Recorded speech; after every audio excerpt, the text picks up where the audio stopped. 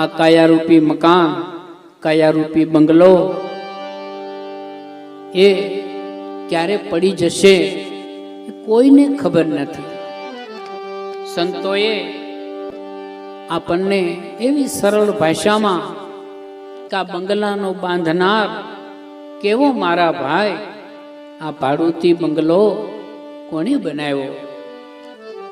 તો મારા વાલાએ બનાવ્યો, પરંતુ એ બંગલો આપણને ભાડે આપ્યો છે.